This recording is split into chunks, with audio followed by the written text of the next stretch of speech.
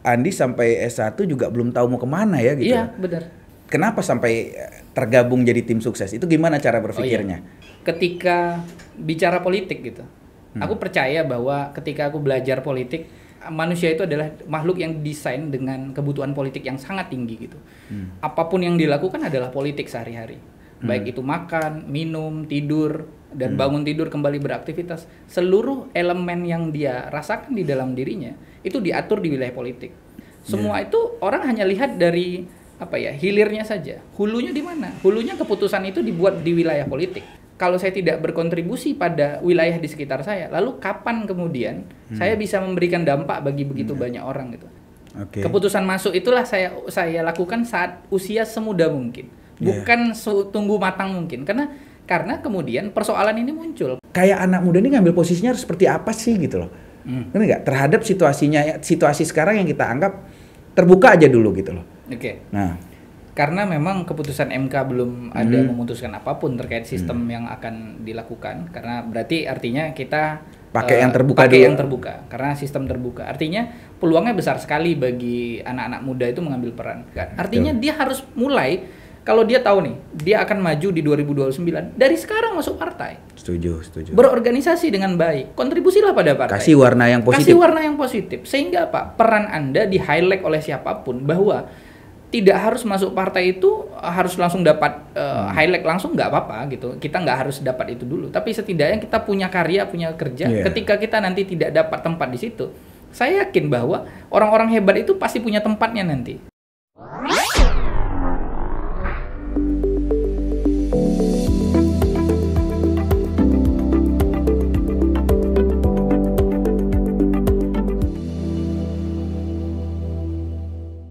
Oke, assalamualaikum warahmatullahi wabarakatuh. Alhamdulillah setelah hampir 2 bulan menghilang, akhirnya kita mulai lagi di awal Syawal. Mudah-mudahan podcast Golongan Muda bisa konsisten kembali.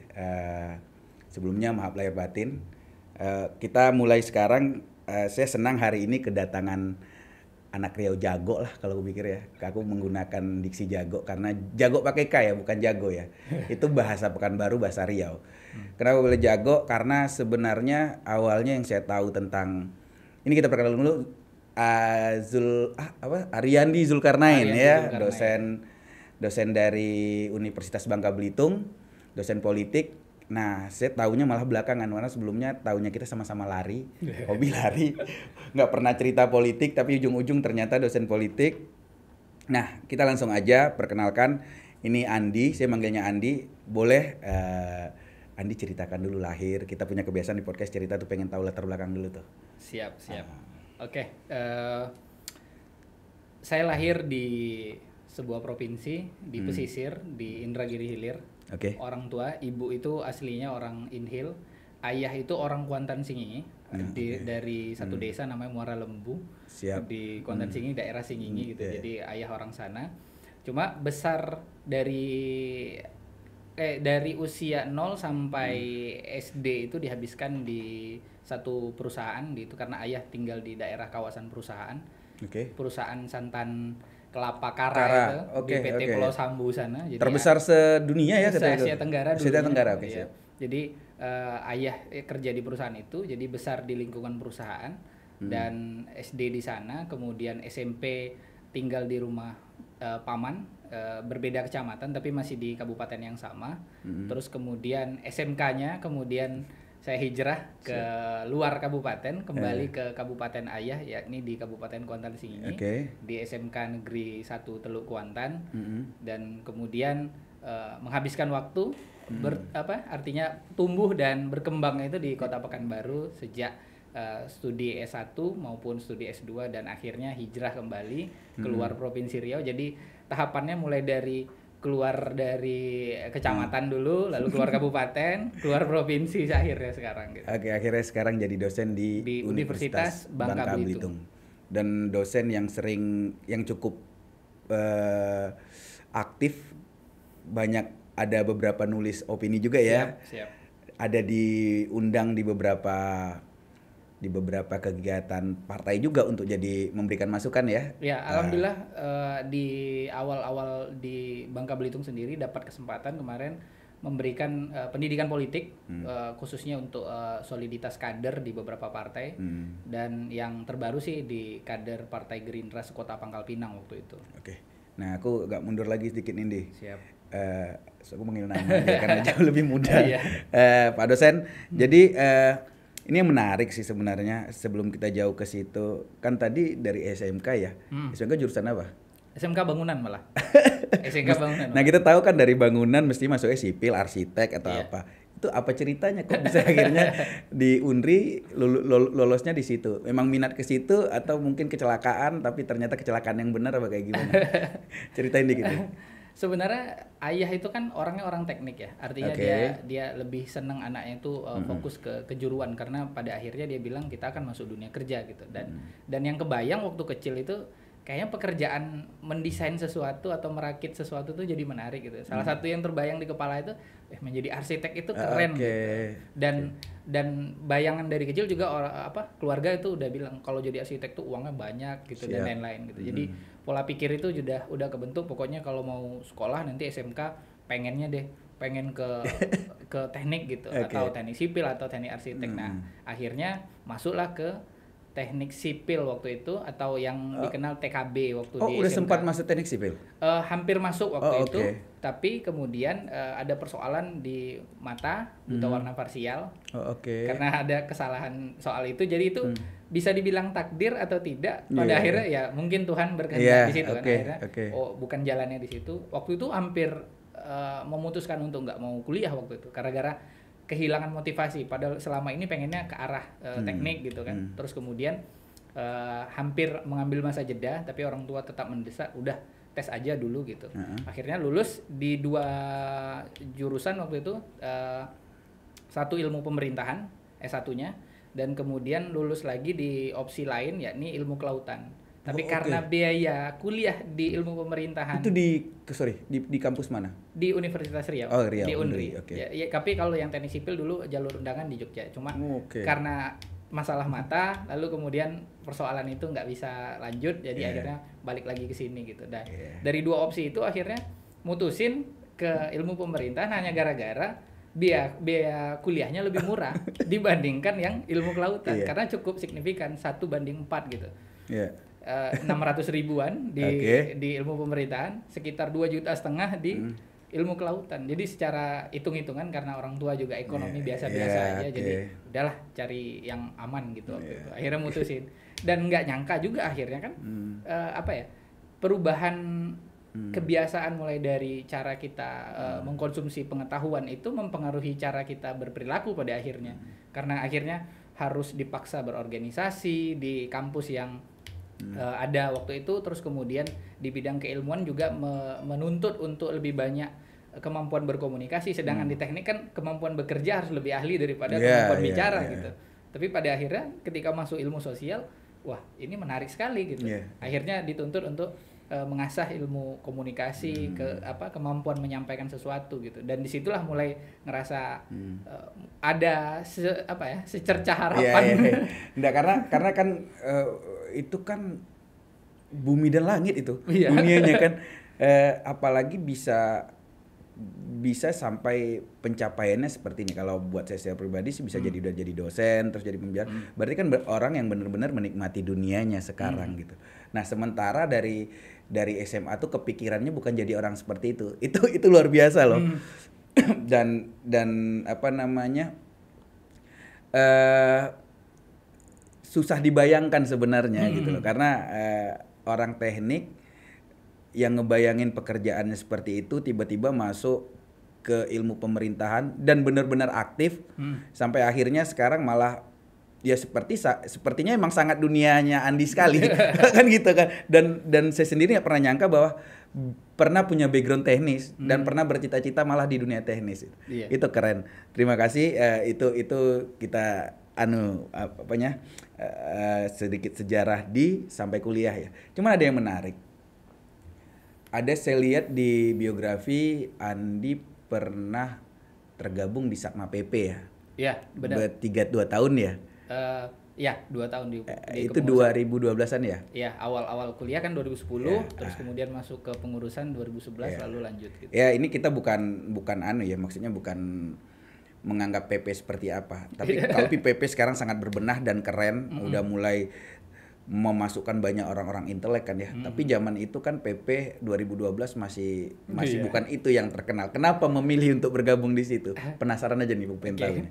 Kan ada begitu banyak OKP, organisasi kepemudaan sebenarnya di Kota Pekanbaru dan khususnya di Indonesia gitu kan. Iya. Cuma menurut saya waktu itu orang-orang pada masuk pada ranah ideologis. Ideologis yang mereka masuk tuh biasanya keagamaan, misalnya himpunan mahasiswa Islam dan lain-lain, pergerakan nasional dan lain-lain. Nah, tapi kemudian ketika kita hidup di negara Pancasila, saya kira kenapa nggak banyak orang mencoba mencari tahu tentang Pancasila lebih dalam gitu. Nah, menurut saya satu-satunya identitas yang menggunakan diksi maupun atribut langsung secara Kepancasilaan. Pancasila ada pemuda Pancasila. Hanya saja branding yang lahir di masyarakat itu kan akumulatif ya atas perilaku oknum dan kemudian menyebar. Tapi kembali lagi, saya itu waktu di 2011 itu masuk ke sayapnya, artinya anak dari Satmanya, Satuan Pemuda dan Mahasiswanya. Jadi kami tergolong di kelompok mahasiswa dan kemudian melakukan pergerakan seperti layaknya organisasi lainnya. Jadi menurut saya kembali lagi ya, setiap organisasi itu akan melahirkan dan memberikan ruang artinya. Betul. Yang perlu di highlight itu sebenarnya ruang dan kesempatannya. Nah, banyak orang bilang wah harus organisasi ini karena organisasi ini orangnya gini, harus masuk ke ideologi ini karena organisasi ideologinya begini. Tapi itu kemudian ya kembali kepada person kan. Nah, ketika di Sama PP saya ketemu dengan beberapa nih orang-orang yang wah mungkin di luar dari ekspektasi gitu. Wah, kok begini cara pikirnya, kok begini cara pergerakannya. Tapi kemudian cara belajar itu tidak selalu, menurut saya Nggak harus linear. Satu, yang kedua tidak selalu dalam bentuk yang positif dalam tanda kutip pada umumnya gitu. Nah, ini negatif kan dalam tanda kutip persepsi orang. Orang bilang oh pemuda Pancasila tuh organisasi preman di zaman itu, organisasi dan lain-lain. Tapi ketika saya masuk, saya malah belajar dari sesuatu yang berbeda gitu. Ketika saya masuk, oh ternyata ini contoh yang perlu ditiru, ini contoh yang tidak ditiru. Menurut saya itu ada di semua organisasi, tidak hanya di pemuda Pancasila gitu. Siap. Ya keren sih. Cuman agak sedikit kaget karena zaman 2012 tuh belum seperti sekarang kan gitu ya. Masih banyak cerita-cerita yang menarik dalam tanda kutip tentang pergerakan pemuda Pancasila di luaran kebanyakan orang lihat. Walaupun mungkin Satma PP-nya ya nggak terlalu terdengar waktu itu kan dibanding dengan tindak tanduk di luarannya gitu. Keren sampai ke situ dan akhirnya akhirnya sempat S2 S2 terus S2 dulu atau ini sebelum saya kan pernah baca ada tergabung di tim pemenangan Pak Samsuar ya. Iya. Itu gimana ceritanya? Tapi pasca tamat S2 dulu, S2 dulu? S2 dulu. Sebenarnya habis S1 itu sempat kerja sementara di satu perusahaan BUMN tapi kontrak proyek dan teknis. Iya. K3 waktu itu, jadi keselamatan kesehatan karyawan di salah satu proyek kantor wali kota di Tenayan Raya. Jadi di sana ada beberapa perusahaan kan, ada Adikarya. Pokoknya asal nggak diam aja gas gitu ya. Iya, waktu itu kan kita pikir waktu muda jangan sampai nganggur, yang kedua jangan sampai jadi beban orang tua gitu kan. Pola pikirnya begitu. Akhirnya kerja hanya beberapa bulan karena menyadari saya sudah sangat sosial daripada sangat teknis di dalam diri saya karena kerja di proyek harus masuk jam 8, kemudian sampai subuh kadang lembur hanya mengamati alat-alat itu bekerja sehingga kayaknya kok saya nggak tumbuh ya gitu. Kayak ngerasa ini bukan rutinitas yang selama ini saya inginkan gitu. Karena hobi dan kebiasaannya udah berubah. Dulunya seneng ngelakuin sesuatu, sekarang seneng diskusi sesuatu. Nah, di tempat kerja malah ruang diskusinya berkurang. Akhirnya memutuskan untuk resign, ngobrol sama keluarga, memutuskan pengen studi lagi. Nah, keputusan studi pun agak alot di keluarga. Goalsnya apa? Karena kan ilmu pemerintahan, ini sedikit curhat juga nih mungkin ya bagi orang-orang di luar sana juga akan mungkin berpikir ulang. Apakah masa depan ilmu sosial itu baik bagi kebutuhan pekerjaan? Nah, itu harus juga dipastikan kembali bahwa kita yang masuk di dalam ilmu pengetahuan tersebut harus benar-benar paham konten dan konteks seperti apa yang ingin kita tuju pada akhirnya. Nah, selama saya studi S1 saya seperti abu-abu sebenarnya. Nggak Oke. tahu nih goalsnya kemana, karena gelar SIP waktu itu sudah ada di IPDN. IPDN sudah ada sekolah kedinasan dan itu Jadi sama. SIP ya? SIP, Sarjana Ilmu Oke. Politik, tapi nggak bidangnya kedinasan kita ya? kita nggak kedinasan, Siap. otomatis ruangnya nggak ada. Pertarungannya lebih keras dari Lebih mereka. keras. Mereka udah jelas jalurnya ya? Jelas-jelas Ah, jalur. oke. Nah, ini kan persoalan. Iya. Link and match-nya Iya, nggak iya, nyambung. iya, Artinya dibikin dibikin mesinnya, tapi produknya nggak tahu Iya. mau dijual kemana. Mau letak di mana nih mesin letaknya gitu. mana gitu. Jadi mesinnya memproduksi Iya. terus orang-orang, tapi persoalan Iya. outputnya juga Iya. jadi persoalan. Mau Nah, akhirnya itu tadi mutusin untuk studi lagi karena opsi setelah studi lagi itu ada upgrade yang kemudian kita bangun dalam diri kita.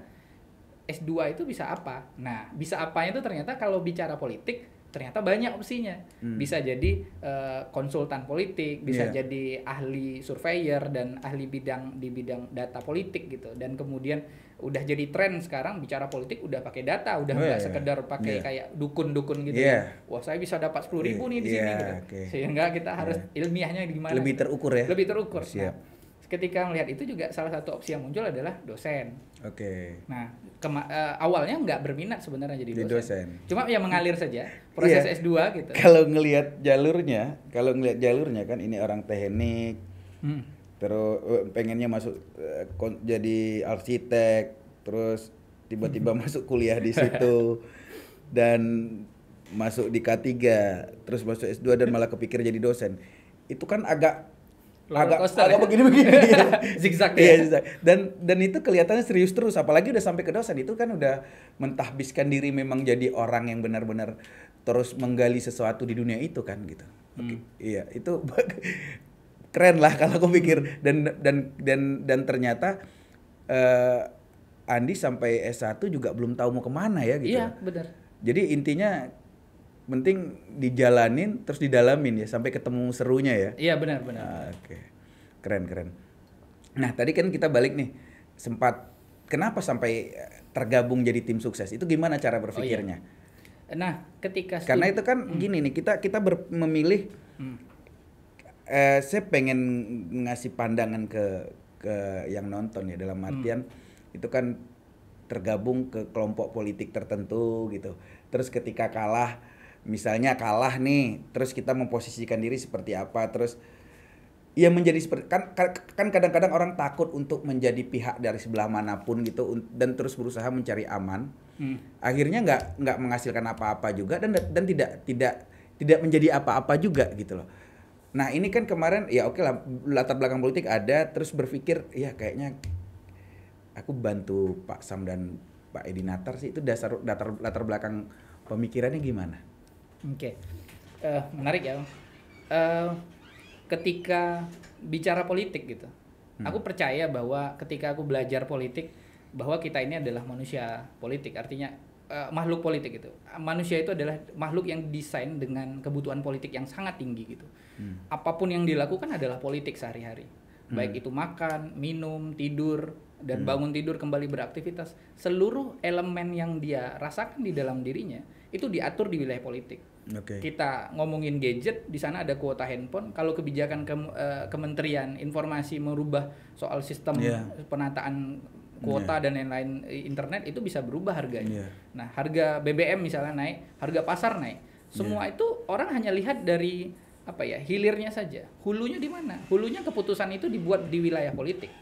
Nah, kalau kita tidak, karena saya merasa bahwa saya tahu tentang ilmu politik sedikit waktu itu, kalau saya tidak berkontribusi pada wilayah di sekitar saya, lalu kapan kemudian saya bisa memberikan dampak bagi begitu banyak orang gitu. Sehingga kesadaran itu yang saya mulai, keputusannya adalah kita harus masuk. Keputusan masuk itulah saya lakukan saat usia semuda mungkin. Bukan tunggu matang mungkin. Karena kemudian persoalan ini muncul karena orang selalu bilang wilayah politik adalah wilayah yang kotor. Lalu kemudian dia tunjuk kepada wilayah itu, lalu kemudian melempar sampahnya ke sana. Lalu persoalannya siapa yang mengurusin sampah itu? Betul. Kita harus masuk ke dalam, kita kemudian berusaha semampu kita mengontrol ideologi, mengontrol diri kita untuk kemudian tidak menjadi sampah di sana, lalu kemudian memperbaiki itu pelan-pelan. Kalau asumsinya bahwa nggak akan mungkin, kalau kamu sendiri masuk, pasti kamu yang berubah. Setidaknya kita tidak diam. Ini yang harus dibangun, mentalitas dulu gitu, bahwa kita percaya bahwa kalau tidak banyak orang-orang baik masuk politik, maka orang-orang jahat akan akan punya ruang, lebih berkuasa ya, lebih punya ruang dan kesempatan lebih untuk mengatur wilayah itu gitu. Nah, akhirnya memutuskanlah membantu Pak Samsuar pada waktu itu karena alasan salah satu dulu aktif juga di riset. Kebetulan ketua tim riset itu dosen dari Universitas Nasional, Dr. Andi Yusran itu diminta menjadi salah satu konsultan pribadi dari Pak Samsuar waktu itu, hanya tim supporting, jadi membantu beliau. Nah, disitulah kami bekerja bersama tim dibalik dari tim partai. Sebenarnya di Pak Samsuar itu tidak di bawah partai, tapi di bawah tim bayangan beliau. Jadi beliau punya tim sendiri, dan akhirnya kami turun terpisah biasanya, tidak sama dengan partai, tapi memantau bagaimana progres di lapangan, mulai dari nanti isu apa yang kemudian sedang berkembang di beberapa kabupaten, terus kemudian bagaimana pemetaan lawan politik dan lain-lain waktu itu. Nah, itu bekerja bersama tim. Nah, di kesempatan itu baru saya sadar ternyata politik menarik. Politik sangat ilmiah gitu. Wah, ini anunya ya, pintu masuk bahwa ternyata bicara politik ini bukan bicara warung kopi yang semua orang bisa pakai urat leher siapa yang lebih keras bicara, maka dia yang kemudian bisa mengkondisikan, tapi ternyata tidak. Cukup ilmiah juga ya? Cukup ilmiah, kita bisa mencari informasinya, kita bisa mempelajari caranya, kita bisa cari metodologi untuk melakukannya gitu. Sehingga saya kira kesempatan bisa datang berkali-kali, tapi momentum tidak. Nah, waktu itu saya kira Pak Samsuar punya momentum untuk menang di tahun itu, tahun politik itu. Nah, sehingga saya kira apa yang bisa saya lakukan untuk masa depan Provinsi Riau waktu itu, ya mungkin ini agak klise bahasanya, terlalu ideologis atau gimana, terlalu idealis gitu maksudnya. Ngomongnya terlalu jauh ke sana. Tapi saya kira saya dari dulu diasah juga di dunia relawan, sehingga sifat kerelawanan itu masih terasah sampai hari ini. Jadi meskipun tidak semuanya bisa diukur dengan nilai kerelawanan, tapi saya kira itulah bentuk kerelaan waktu itu, belajar politik sekaligus berkontribusi bagi sekitar lah waktu itu. Relawan turun tangan dulu ya? Dulunya relawan turun tangan salah satunya. Yang ada kelas inspirasi ya? Iya, kelas inspirasi. Oke, siap. Berarti apa fakta-fakta yang terlihat di dalam yang mungkin bisa diceritain sedikit tentang ternyata dunia politik cukup ilmiah kok, dunia politik ini menarik kok gitu, bukan seperti kita berdebat hal-hal yang klise terus nggak ada ujung pangkalnya seperti terlihat di warung kopi kan gitu. Tadi si Adi loh, apa fakta yang terlihat di dalam yang ternyata begini ya, itu apa yang terlihat nih, misalnya ya aku kasih contoh deh, ternyata datanya ternyata masyarakat Riau tuh cukup gini kok, kan kita bisa tahu tuh. Apa fakta yang terlihat di situ nih yang bikin Andi lihat menarik, ternyata begini? Apa? Pertama soal isu ya, isu politik gitu, karena kalau kita bicara di warung kopi, isu yang beredar itu selalu ketokohan dan lain-lain. Tapi ternyata ketika kita turun ke lapangan membawa tim dan strategi politik yang kita bangun, akhirnya kita harus melihat ini realistis pada isu apakah Riau ini Riau pesisir atau Riau daratan. Itu menariknya karena di saat kondisi itulah akhirnya belajar, ternyata membicarakan Riau ini tidak cukup hanya bicara klaster kabupaten, bicara tentang pemetaan suara dan lain-lain, tapi juga isu. Nah, konten isu ini yang jarang dibicarakan di wilayah politik.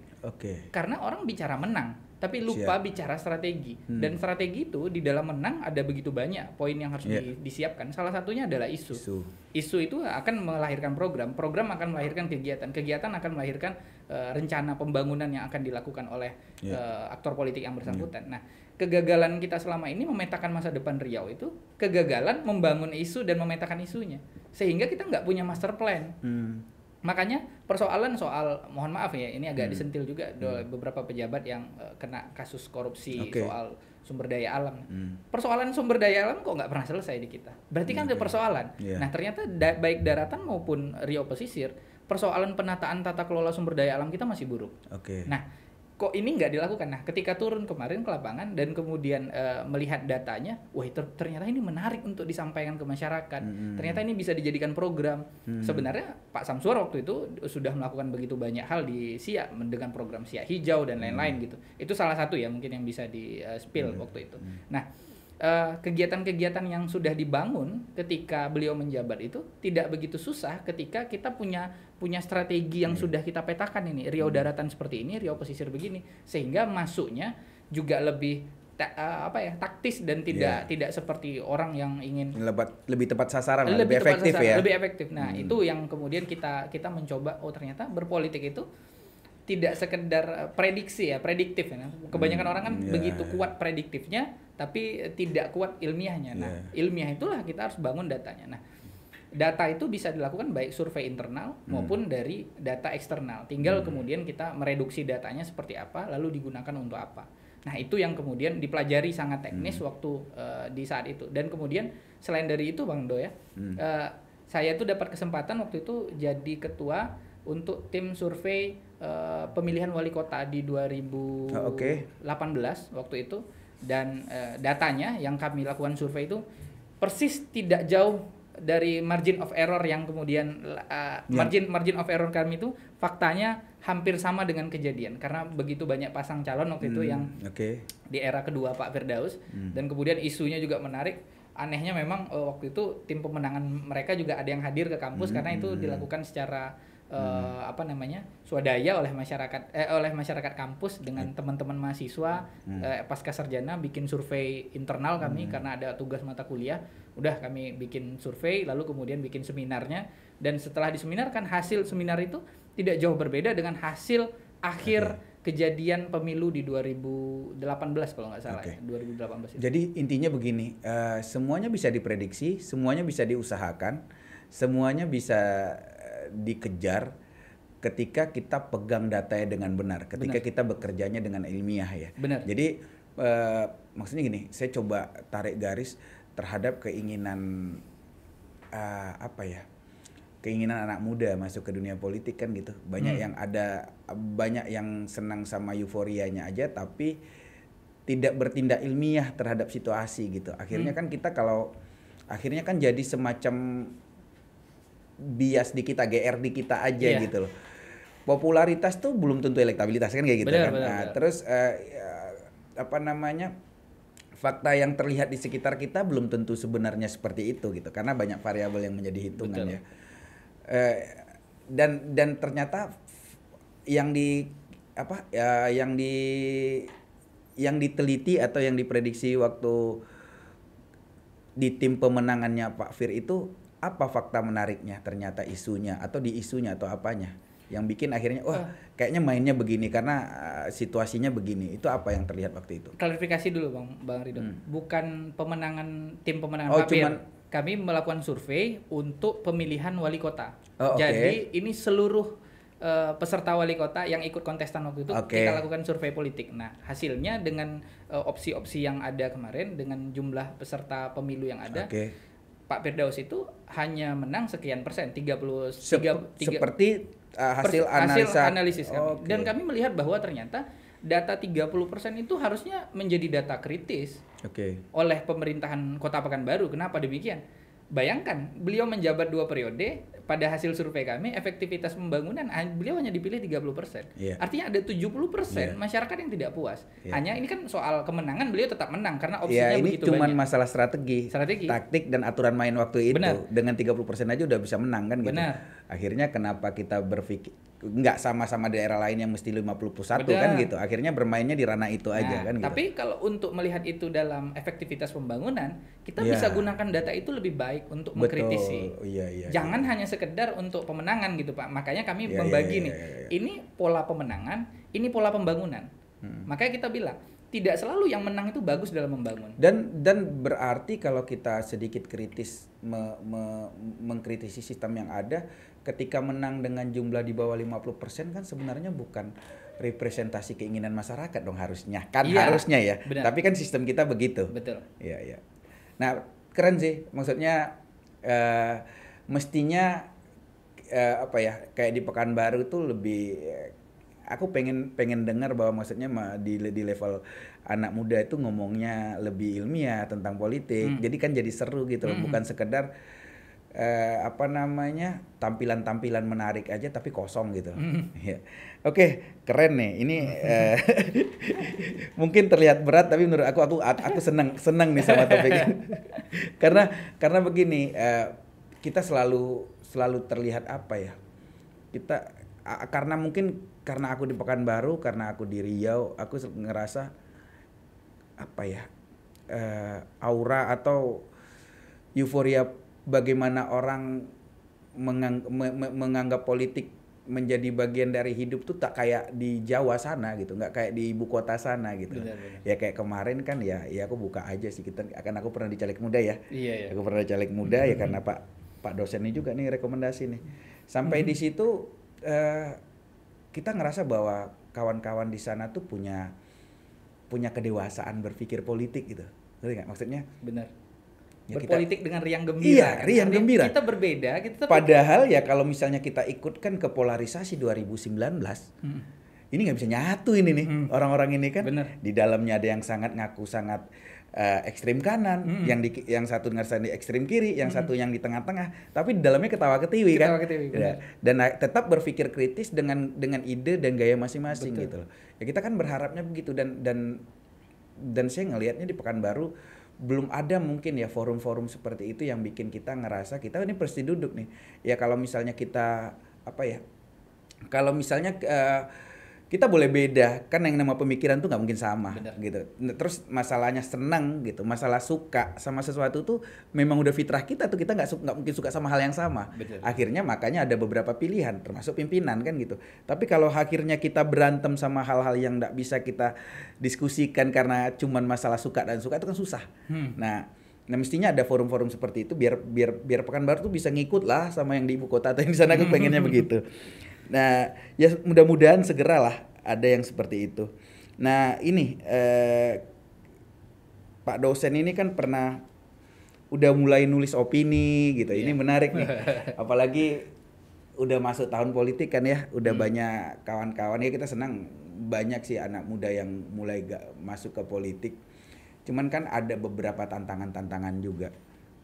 Yang biasanya yang gue tahu ya namanya anak muda pemain baru nih. Ya kan, kita tahu ada sistem politik yang sekarang lagi diperjuangkan dan sama-sama berjuang. Ada yang ngerasa bagus terbuka, ada yang ngerasa bagus tertutup, kan gitu. Dan gue lihat Pak dosen juga pernah nulis masalah itu juga. Terus kita pengen tahu posisi anak muda di situ kan gitu. Ya karena bagaimanapun kalau nggak salah dari penjadwalannya. Ini kan bulan Mei sampai tanggal 14 ada tanggal pendaftaran caleg yang calon sementara yang didaftarkan ke KPU. Itu jadwalnya kan sampai tanggal 14 Mei. Dan semuanya saya rasa mungkin kayak yang ikut berpartisipasi di politik itu pada ngerasa bahwa mereka lagi fokus ke situ semua itu. Cuman kan begini, anak muda itu cenderung kita tahu nggak semuanya juga yang bisa langsung kaya raya ya, karena berproses kan. Identik dengan biaya nggak banyak, kan gitu. Yang kedua, anak muda karena dia baru biasanya anak muda karena mereka baru tamat sekolah atau fresh graduate ataupun baru bekerja, mereka nggak langsung aktif, nggak langsung jadi pengurus partai yang level tinggi kan. Gitu. Terus anak muda juga dengan gaya ada perbedaan yang signifikan terhadap kebiasaan atau ngelihat sesuatu dari orang-orang yang kita anggap di boomers ya sama Gen Z. Itu kan perbedaan cara pandang sesuatunya berbeda karena di zaman mereka nggak sama kayak sekarang serba muda gitu. Nah begini, aku pengen dari pemikiran dari Pak dosen terhadap situasi ini. Pertama begini, kalau memang ternyata sistemnya atau gini deh, kalau dalam pemikiran Pak dosen yang yang idealnya per hari ini kan belum tentu bagus juga ya. Belum tentu yang terbaik. Ini kan aku pengen pemikiran nih sudut pandang Pak dosen nih. Terbuka apa tertutup sih sebenarnya yang terbaik? Nah, ini berat ya. Berat ini kan kan memang ada lebih kurangnya. Tertutup begini pasti ada lebihnya juga kan. Dan yang paling dan ketika memang di situasi begini mestinya anak muda tuh memposisikan diri seperti apa sih gitu. Oke. Kontennya kita bicara anak muda dan bicara sistem ya. Iya, karena kenapa intinya gini, kenapa saya berbicara tentang anak muda di sini, karena kita tahu faktanya ternyata kan 58% jumlah pemilih besok di bawah 40 tahun. Ya kalau kita merujuk ke undang-undang kan di bawah 40 tahun tuh muda ya. Kepemudaan kan gitu loh. Dan sayang ketika misalnya jumlah itu tidak memberikan perubahan nanti gitu loh. Makanya kita fokusnya untuk membahas itu. Gitu. Tapi kita mulai dulu dari sistem pemilu kali ya. Menarik gitu karena hari ini hangat sekali orang bicara tentang tertutup versus terbuka. Karena kan dia sistemnya tetap demokratis, hanya saja pilihan di dalam ruang TPS yang kemudian berubah. Yang awalnya kita bisa memilih nama orang karena nama orang dijadikan opsi di dalam TPS, lalu kemudian tidak lagi diberikan nama orangnya, hanya ada logo partainya, sehingga masyarakat memilih langsung secara demokratis kepada partainya. Nah, kedua kita memilih langsung kepada orangnya. Nah, ada dua nih terminologi yang harus kita juga coba untuk urai. Pertama, kita coba memilih partai. Di tahun 2009 kita sudah berupaya untuk melakukan itu gitu. Artinya sistem pemilu sebelum itu berlangsung sangat tertutup. Artinya di 2004 ya. Di 2004 mohon maaf 2004 itu tertutup, terus kemudian 2009 kita sudah terbuka sampai sekarang. Sampai sekarang gitu. Nah, tapi kemudian persoalan 2009 sampai sekarang itu tidak mampu direduksi dengan baik di masyarakat kita. Politik uang yang tinggi, identitas kepartaian yang berkurang, loyalitas terhadap partai jadi berkurang. Betul. Itu kenapa? Karena tidak adanya peran besar terhadap partai politik yang kemudian punya kewenangan lebih mengatur kadernya, sehingga tidak muncul kader yang loyal terhadap partainya. Artinya ID partainya menghilang. Nah, kalau kita bicara soal demokratisasi, berarti ada PR di sana. PR-nya nanti kita akan bicara siapa yang mengisi ya. Yang mengisi bisa anak muda, bisa siapa nanti kan. Nah, tapi kalau kita bicara PR hari ini soal sistem pemilu, yang terjadi PR-nya itu ada di sistem kepartaian kita. Sistem pemilu itu mekanisme pemilihan. Mekanisme yang perlu dibangun kuat itu adalah mekanisme kepartaian. Nah, ini yang kemudian lupa kita bangun. Sebelum kita berdemokrasi dengan masyarakat, kita harus berdemokrasi di dalam partai. Siap. Dan itu nggak terlalu berjalan sepertinya. Nah, ini persoalan besar bangsa kita.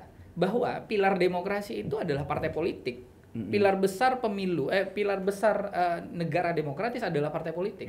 Kalau partai politiknya gagal atau partai politiknya bobrok, maka sistem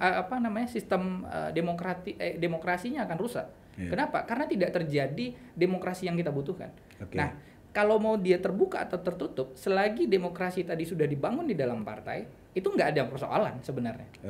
Karena partai sudah sehat nih, kaderisasi berjalan baik, kemudian fit and proper test setiap caleg itu dilakukan secara terbuka, terus kemudian yang duduk di atas itu capable gitu. Meskipun kita nggak bisa memungkiri bahwa sifat oligarki partai itu ada di setiap partai politik. Artinya akan ada dominasi orang-orang yang sudah merasa berjasa pada partai, dia yang membesarkan partai, dia yang sudah menghabiskan uang untuk partai, itu ingin mendudukkan siapa di dalam partai politiknya, misalnya keluarganya, adiknya, abangnya, dan sebagainya.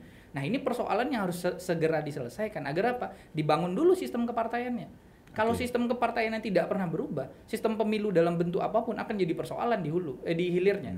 Karena ini kan saling berkaitan. Nah, di kampus itu ada mata kuliah namanya sistem pemilu dan sistem kepartaian. Kenapa dibedakan? Karena berbeda sekali pola pengaturannya. Nah, orang hanya bicara di sistem pemilu, tapi dia lupa membangun sistem kepartaian. Nah, tipe partai kita seperti apa? Bagaimana masyarakat kita yang heterogen? Nah, ini jadi persoalan. Kalau diurai panjang, ini panjang sekali sebenarnya bahasannya. Tapi dengan tipe kita yang multi partai, dengan sistem kepartaian kita yang multi, artinya begitu banyak partai politik, maka akan begitu banyak keributan yang akan terjadi. Keributan itu bukan berarti buruk. Ini persoalan keramaian berdemokrasi ya memang begitu kan. Keriuhannya akan lebih banyak. Nah, hanya saja kita itu lupa kemudian mengisi konten keributannya, konten keramaiannya itu dengan konten politik yang berkualitas, yang lebih berisi. Lebih berisi, hanya pada keramaiannya saja, tapi kemudian tidak ada outputnya. Nah, ini yang kemudian dicoba oleh beberapa kalangan merasa bahwa persoalan ini nggak boleh dibiarin gitu aja, sehingga mereka berupaya, sistem pemilunya kita coba kondisikan gitu. Tapi kalau bicara kemudian kita bicara tadi awalnya kepada sistem kepartaian, kemudian siapa yang mengisi, nah ini PR-nya. Kalau angkanya tadi sekitar 58%, itu terdiri dari generasi milenial dan generasi Z. Artinya ada segmentasi usia itu. Kalau nggak salah 93 itu udah masuk ke milenial, kemudian 94 ke bawah itu masih masuk itu ke Gen Z tuh, 93 Gen Z. 93 Gen Z ya. Itu kalau nggak salah. Kalau milenial kan 80-an ke atas. Ada perbedaan itu kalau salah angkanya, terus ada pembelahnya gitu. Nah, dari perilakunya memang itu ada perbedaan di antara mereka. Tapi jumlah itu kemudian banyak yang kemudian di dalam seminar-seminar itu dijargonkan sebagai bonus demografi, ini keuntungan kita. Padahal ini ancaman. Ancaman sekaligus ketika tidak benar treatmentnya kan? Benar. Bahkan saya menggunakan kata ancaman, kenapa? Karena melihat kondisi hari ini. Kondisi hari ini artinya gini, keramaian di media sosial itu belum tentu mencerminkan kesadaran mereka dalam ruang politik. Nah, inilah PR kita, mengajak 58% tadi untuk aware terhadap politik, untuk peduli terhadap mereka-mereka yang kemudian sadar akan kebutuhan politik ke depan melalui konten-konten tadi. Nah, misalnya kita bisa lihat isu soal Piala Dunia, begitu ramai orang bicara kan. Tapi entah kemana-mana ya. Tapi entah kemana-mana obrolannya, keributannya itu ramai gitu. Nah, tinggal kemudian kita pengen bagaimana kemudian angka tadi, yang angka 58 tadi itu benar-benar memberikan memberikan pengaruh ke dalam baik itu sistem kepartaiannya, baik itu sistem pemilihannya, dan nanti melahirkan hasil pemilu yang juga mencerminkan kebutuhan anak-anak muda atau kebutuhan dari angka yang besar tadi. Nah, itu yang kemudian jadi PR gitu selama ini. Iya. Berarti dia harusnya ketika memang kita produk sekarang, produk sekarang dengan segala macam teknologi, dengan segala macam sumber informasi yang mudah didapat, tantangannya berbeda sama orang yang dulu kan. Benar. Karena ketika sumber informasi didapat, nge-share gampang, dapatnya pun gampang, akhirnya mungkin jempol lebih cepat daripada otak kalau bahasa anak sekarang kan. Akhirnya banyak hal-hal yang tantangannya berbeda. Kalau dulu mungkin untuk dapatin informasi susah, nyebarin beritanya juga susah. Akhirnya bukan hoax yang bersebaran, tapi informasinya memang nggak ada gitu loh. Kalau sekarang informasinya terlalu banyak, gampang didapatkan, dan kalau saya sih ngelihatnya gini, banyak anak muda itu pengen terlihat juga punya peran gitu loh. Tapi dia nggak sadar itu peran berpengaruh positif apa negatif. Minimal peran nge-share gitu loh. Iya, benar. Minimal peran nge-share. Ada berita-berita yang dianggap sesuai dengan hatinya mereka, tapi belum diriset dengan benar itunya. Akhirnya mereka berupaya untuk ikut serta lah di situ gitu. Kalau ya kekaguan gitu masih ada di anak muda kita ya. Nah, maksudnya, kita balik ke sistem tadi gitu, terhadap terbuka apa tertutup. Nah, idealnya oke lah, sistem udah bagus, sistem di partai udah bagus, terus kalau apapun yang terjadi, apapun pilihannya tetap bagus aja ya. Kalau memang sistem berdemokrasi di partainya udah oke. Gitu. Dua pilihan itu bagus aja. Bagus. Oke. Nah, ini kan tapi kenyataannya nggak begitu. Kira-kira posisi seperti apa yang harus diambil? Kan gitu. Karena begini. Ya jujur lah. Kadang kita kan ngelihat per hari ini apapun aturannya pasti partai itu pengen menang. Ya kan, ini politik. Ini bukan bermain dengan, kalau politik kan tentunya bagaimana kita dengan menang dengan cara yang kita tahu sebisa mungkin tidak melanggar aturan gitu. Ketika misalnya kita bisa lakukan itu dengan cara yang cerdas, kita bisa menang, kita lakukan. Termasuk mungkin beberapa partai juga tiba-tiba muncul yang memakai artis kan gitu kan. Ya, seperti kita lihat Demokrat, Babang Ganteng Andika jadi caleg di ini kan gitu. Termasuk sekarang Gerindra udah ada Al El dan Bul. Kalau dulu kan Al El dan Dul itu. Iya, sekarang ada Al El Bul gitu. Ada Bule, Iwan Bule di Bule. dalam kan gitu kan untuk gabung Gerindra gitu. Nah, kan yang kita khawatirkan sebenarnya ini benar-benar karena kesadaran mereka nggak sih masuk ke dalam. Akhirnya kan mereka cuma jadi semacam alat dipemanfaatkan partai aja untuk mencapai kemenangan kan. Nah, kira-kira kayak anak muda ini ngambil posisinya harus seperti apa sih gitu loh. Ngerti nggak? Terhadap situasi sekarang yang kita anggap terbuka aja dulu gitu loh. Oke. Nah, Karena memang keputusan MK belum ada memutuskan apapun terkait sistem yang akan dilakukan, karena berarti artinya kita pakai yang terbuka pakai dulu. yang terbuka, karena sistem terbuka. Artinya peluangnya besar sekali bagi anak-anak muda itu mengambil peran. Hanya ketakutan ini mulai muncul ketika kalau sistemnya tertutup. Betul. Karena berusaha, capek-capek aja kami Iya. buat media kampanye, Iya. lalu kemudian berupaya membangun jaringan dan lain-lain. Kalau ujung-ujungnya ya partai yang nentuin gitu. Terus partainya nentuin nggak berdasarkan apa namanya analisa yang variabelnya cukup kan? Cukup ya. Nah benar. itu bahaya kan? Bahaya Nah, sekali. Terus gitu. gimana? Nah, artinya gini, persoalan di kita itu selalu bicaranya praktis. Oke, maksud Bicara jangka pendek begini. Anak muda pengen mengubah sesuatu itu juga nggak bisa dalam waktu yang Iya, singkat. Artinya dia harus mulai, kalau dia tahu nih dia akan maju di 2029 dari sekarang masuk partai. Setuju. Berorganisasi dengan baik, berikan kontribusi bagi partai kita, misalnya terserah mau partai apapun, pada akhirnya kontribusilah pada partai. Kasih warna yang positif. Kasih warna yang positif, sehingga apa? Peran Anda di highlight oleh siapapun, bahwa tidak harus masuk partai itu harus langsung dapat highlight langsung, nggak apa-apa gitu. Kita nggak harus dapat itu dulu, tapi setidaknya kita punya karya, punya kerja. Yeah. Ketika kita nanti tidak dapat tempat di situ, saya yakin bahwa orang-orang hebat itu pasti punya tempatnya nanti, sehingga alam itu akan memberikan kesempatan pada dirinya. Hanya saja pragmatisme anak-anak muda sekarang selalu ingin cepat, karena tipe populer di era sekarang itu kan begitu apa ya? Iya, karena gini sekarang zamannya zaman begitu. Karena mungkin gini ya, banyak media-media yang memamerkan bahwa semuanya bisa dapat dengan cepat. Iya, itu. Termasuk yang kadang agak sedikit, aku jujur mungkin agak melenceng sedikit, cuman agak geli aja sih aku dengarnya. 1 miliar pertamamu di umur berapa gitu loh kan. Iya. Itu kan seolah-olah mesti dapat secepat itu gitu. Iya, Padahal kan intinya nggak harus begitu Nggak juga harus begitu. gitu loh kan, nggak harus pencapaiannya nggak di duit juga kan gitu. Benar. Nah, jadi karakter-karakter seperti itu tuh membuat maksudnya membuat anak-anak jadi tidak sabaran kali ya. Benar. Nah, ini yang soal yang kita bangun. Kalau di dalam bicara manusia, pada akhirnya kan kita bicara anak muda, kita bicara orang dan lain-lain. Itu ada mental, moral, dan intelektual. Oke. Tiga MMI tadi ya, mental, moral, dan intelektual itu menjadi modal utama sekarang gitu. Artinya kita moral dan intelektual ya. mental itu yang perlu dibangun. Kesiapan mental anak muda kita yang harus siap masuk di wilayah politik. Jangan masuk politik hanya bicara soal mentang-mentang intelektual, mentang-mentang punya pengetahuan, mentang-mentang punya modal dan lain-lain. Mereka ngerasa bahwa aku harusnya dapat tempat. Kekecewaannya lalu kemudian tidak terbendung gitu. Nah, padahal dia harus masuk dengan satu kesiapan, yakni mental dulu. Yang kedua moralitas. Moralitas kita bicara soal bagaimana dia mengelola komunikasi, bagaimana dia kemudian berjejaring. Nah, berpolitik itu harus ahli dan lihai dari ruang itu gitu. Artinya tidak hanya sekedar banyak orang mentalnya bagus, tapi kemudian moralitasnya bermasalah.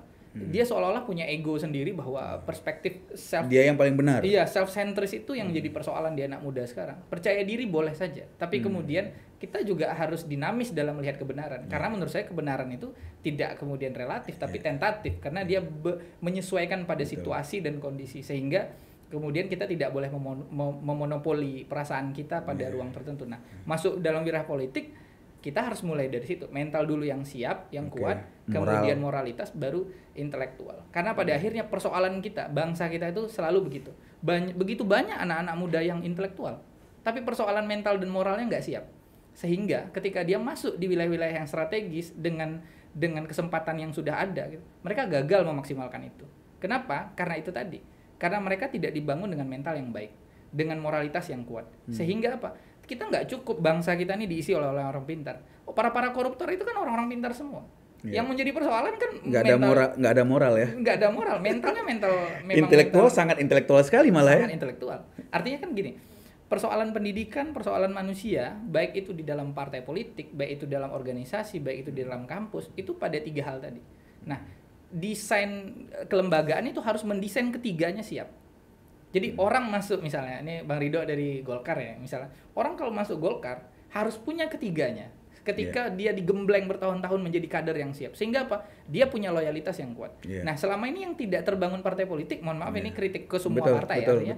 Artinya kaderisasi terhadap partai politik itu tidak melahirkan 3 hal tadi yang kemudian muncul. Partai politik hanya jadi tempat untuk orang mau maju pemilu, lalu kemudian ketika dia gagal dia keluar cari partai lain nanti pemilu yang akan datang. Cuman buat ngecap aja ya. Buat ngecap aja. Cari legalisir aja ya. Itu satu. Yang kedua, persoalan itu tadi mental, moral dan intelektual di dalam internal organisasi baik itu partai politik maupun organisasi apapun. Nah, yang kedua adalah soal penguatan identitas kepartaian. Ini jadi PR bagi saya. Kenapa? Anak muda itu tidak tertarik terhadap partai politik tertentu. Kenapa? Karena semua partai itu catch all kalau di dalam sistem kepartaian kita. Catch all itu artinya apa? Partai politik itu tidak punya pembeda antara satu partai dengan partai yang lain. Semua dianggap sama.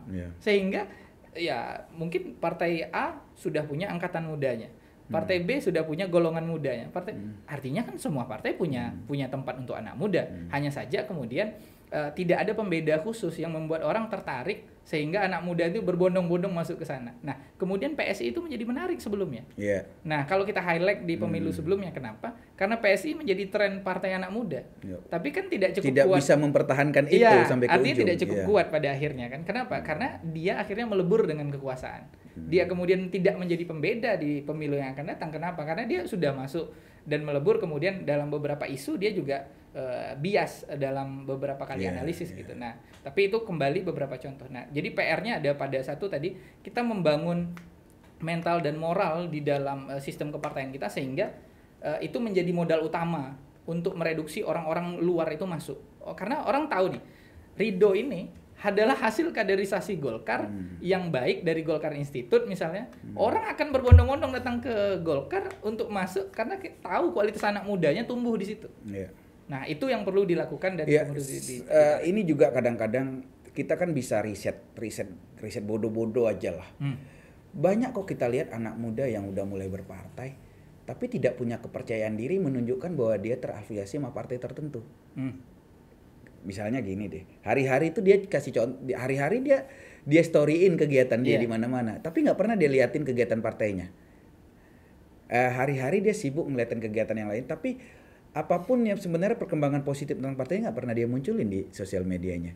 Kan ada sebuah tanda tanya gitu, seperti tidak punya kepercayaan diri bahwa sebenarnya partai itu adalah partai itu adalah tempat buat penggemblengan calon pemimpin Indonesia kan gitu. Dan seolah-olah mereka ini tidak percaya diri dengan itu gitu loh. Itu kan juga ya bagaimanapun ya ketika kita udah berada di dalam satu organisasi dan kita tahu pasti ada aja ya orang dengan sudut pandang berbeda memanfaatkan itu kan gitu loh. Tapi kalau misalnya kita sendiri tidak percaya diri dengan situasi itu ya susah juga kan gitu.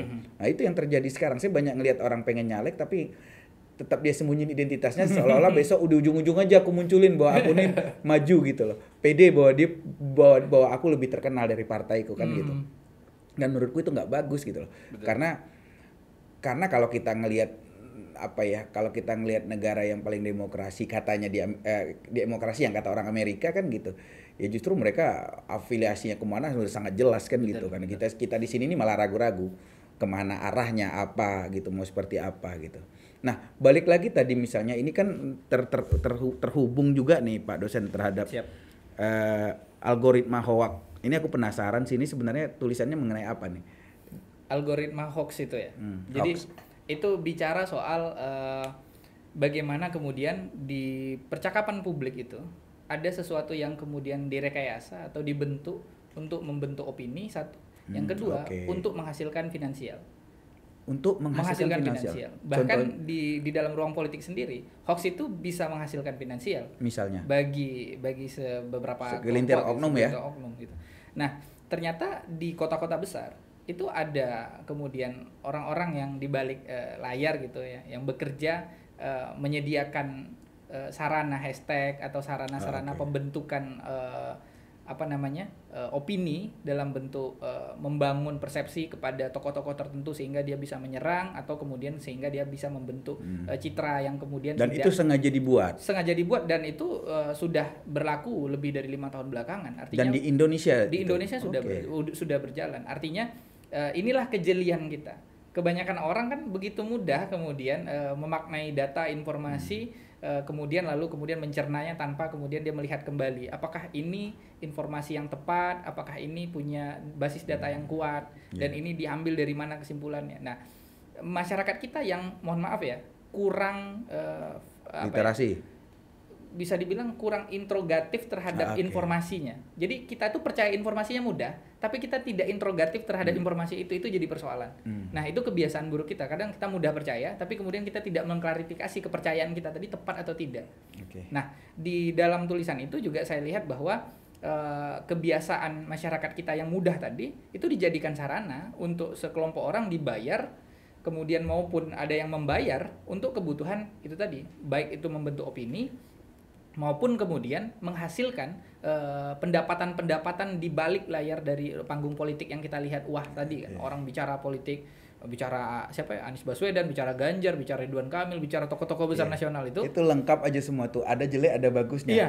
Pasti kalau kita masuk ke kolom komentar mereka itu ada saja itu akun-akun yang kemudian masuk, dan itu tidak bisa dipungkiri bahwa itu ada kerja-kerja mesin yang kemudian bekerja di sana gitu, dan itu diklarifikasi oleh teman juga di Jakarta yang kemudian punya basis informasi soal itu gitu. Makanya kemarin menarik aja kalau nulis opini sehingga mengingatkan kembali bahwa kita sudah begitu banyak dibombardir soal isu-isu politik, tapi jangan sampai kemudian kita dibombardir oleh isu-isu yang kemudian hoax tadi yang kemudian memperburuk situasi politik kita. Nah, kita tidak ingin melahirkan politik kebencian gitu. Makanya kalau kita ke Jakarta, saya dulu Bang Ridho kesempatannya dapat ngajar di Malang kan selama setahun sebelum di, walaupun nggak sempat ketemu kita di situ belum sempat ketemu kemarin di Malang. Sebelum di Bangka Belitung situ.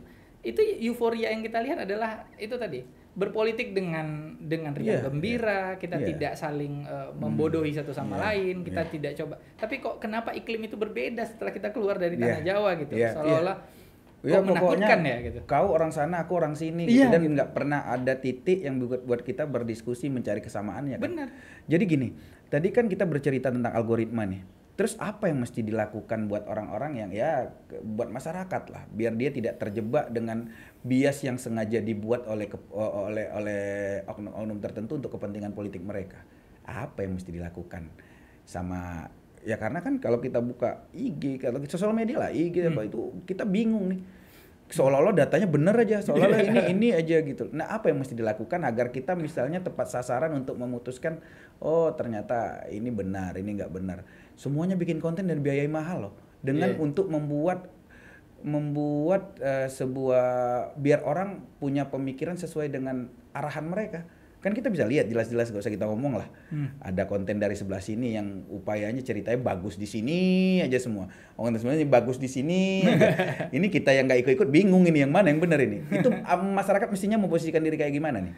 Nah, persoalannya sekarang gini, konsumsi informasi masyarakat kita itu kan pada gelembung bias, kalau istilah Panji itu bilang katanya gelembung bias. Kita tuh hanya bicara di dalam gelembungnya kita, sehingga kita tidak coba kemudian keluar dari gelembung itu. Nah, persoalan kita adalah berbeda itu, saya aja misalnya, saya nggak suka misalnya sama satu tokoh, tapi saya follow.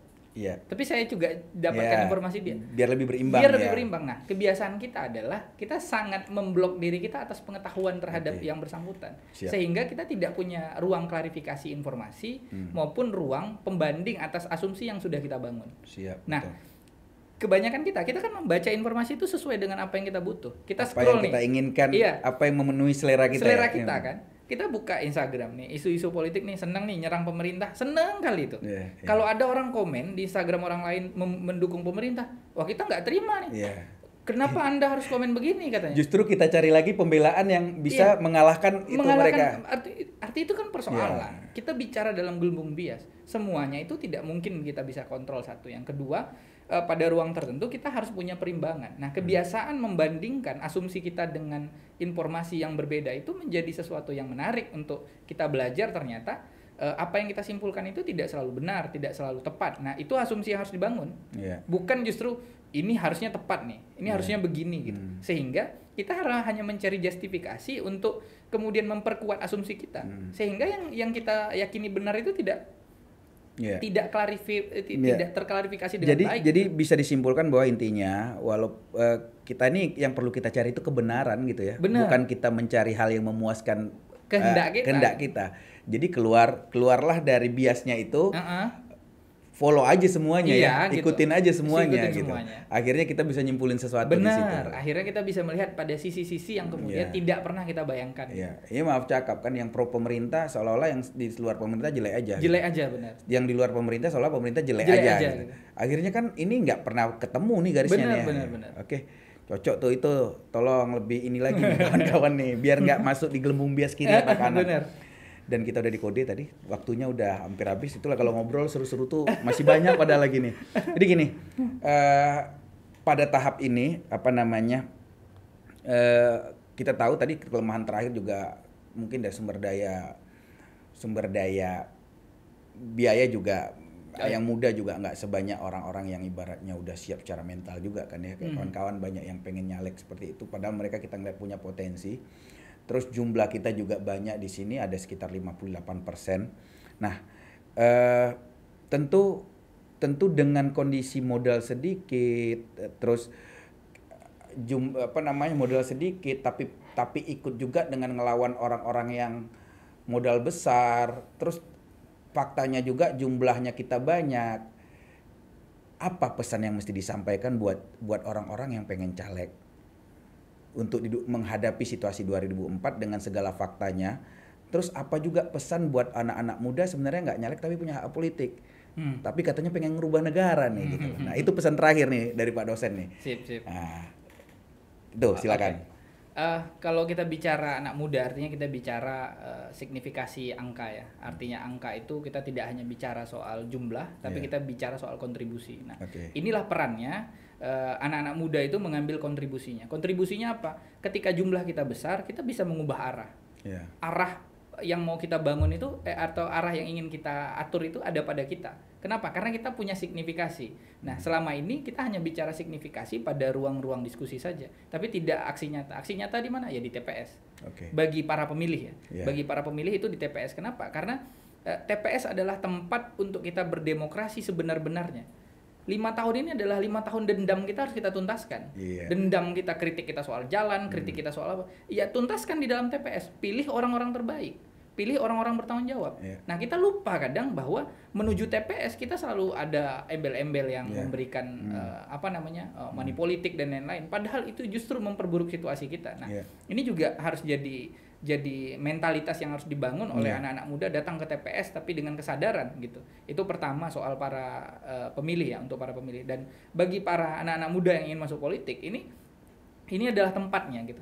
Kapan lagi kemudian kita bisa berkontribusi besar pada sistem pemilu atau sistem politik kita? Ya kalau kita tidak masuk pada kontestasi itu. Cara berkontestasi kan kalau kita bicara pemilu kita bicara tiga stakeholder. Pertama itu penyelenggara, kedua peserta, ketiga pemilih. Ketiga-tiga ini ada persoalan bangsa hari ini. Persoalan penyelenggara kita bicara integritas, bagaimana KPPS penyelenggara pemilu itu benar-benar menjaga kualitasnya. Yang pertama. Yang kedua peserta pemilu. Peserta pemilu itu ada partai politik dan para caleg. Nah, peserta pemilu ini yang kemudian harus beramai-ramai kita yang muda itu masuk ke dalam. Agar apa? Agar kemudian ada warna baru di dalam ruang peserta pemilu bahwa ini tahunnya anak muda, ini tahun bonus demografi yang ditunggu-tunggu, sehingga ada signifikasi terhadap jumlah tadi. Misalnya dari 10 caleg, ya kalau bisa kita bisa ambil 70% yang muda ada di dalam setiap nomor urut, itu menarik sekali.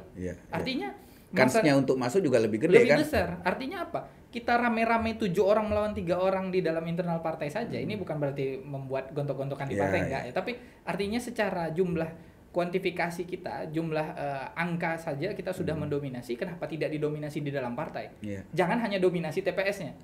Tapi dominasi jumlah Pak di dalam partai, sehingga apa? Jumlah para kader maupun para caleg tadi akan diisi oleh para kaum muda. Nah, itu yang kemudian harus dilakukan. Kenapa? Karena partai politik adalah sarana peserta pemilu yang sah melalui undang-undang. Kalau kita enggak kemudian masuk dan memperbaiki partai, mau sampai kapanpun kita akan berharap apa gitu. Karena undang-undang apapun itu dilahirkan dari orang-orang yang alumni partai, ibaratnya Betul. lulus dipilih partai gitu. Iya. Nah, itu kedua. Yang ketiga adalah pemilih pemilu. Pemilih pemilu tadi penyelenggara, peserta, pemilih. Nah, persoalan pemilih kita, money politik, Iya. integritas dan lain-lain. Nah, bangun mentalitas kita bahwa pemilu 2024 ini adalah pemilu yang membuat kita bangga bahwa kita punya kontribusi besar bagi kemajuan bangsa maupun kemajuan daerah. Dan itu harus dibuktikan gitu. Bukan hanya sekedar jargon, tapi datang ke TPS dengan penuh kesadaran, dengan integritas bahwa inilah waktunya kita bikin perubahan bagi bangsa Indonesia ke depan. Iya, logikanya kalau 58% nggak mau nerima serangan Pajar ya, tetap juga kalah kok yang 48% mau nerima. Kan logikanya gitu ya. Benar. Nah, benar. Oke. Terima kasih Pak dosen. Siap. Ini susah jadwalin Pak dosen ini. Untung Nanda bisa dan kawan-kawan bisa, karena besok dia mau berangkat ke Bangka Belitung, balik lagi jadi dosen. Perantauan. Dan buat kawan-kawan yang nonton ini ya, kalau lain kali kalau mau ngundang buat acara-acara ngobrolin politik, undang nih Pak dosen. Tapi pas dia di sini aja, kalau enggak mahal dia pesawatnya. Oke, mungkin itu aja. Terima kasih buat kawan-kawan semua yang nonton atau ngelihat. Mudah-mudahan ada semacam insight buat kawan-kawan yang masuk ke politik ataupun kawan-kawan yang punya hak politik. Itu saja dari saya. Terima kasih. Wassalamualaikum warahmatullahi wabarakatuh. Waalaikumsalam.